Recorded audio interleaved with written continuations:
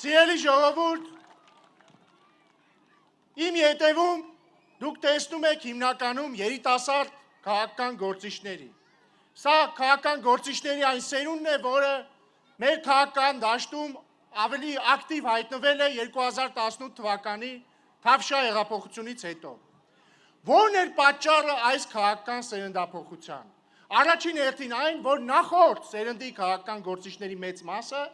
բառից բուն իմաստով խայտարակ էին արել իրենց եւ քաղաքական դաշտը ընդհանրապես։ Եվ այս դաշտում առանձնահատուկ տեղ ունի, քանի որ Աբովյանում ենք, հեռու չգնանք, մեկ գործիչ, որի անունն է Գագիկ Ծառուկյան։ Այլ կերպ ասած, Սերժ Սարգսյանի ճտիկով ընդդիմադիրը, որը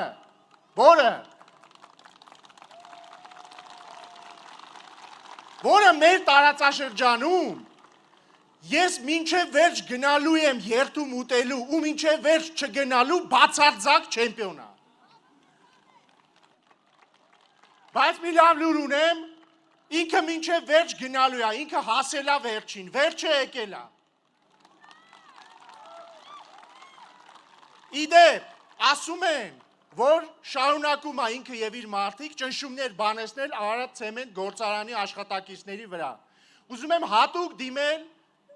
աշխատակիցներին այդ գործարանի։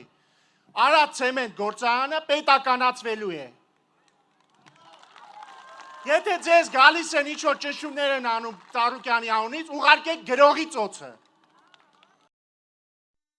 Հավանիչ տեսանյութը եւ բաժանորդագրվիչ նորությունները բաց չթողնելու համար։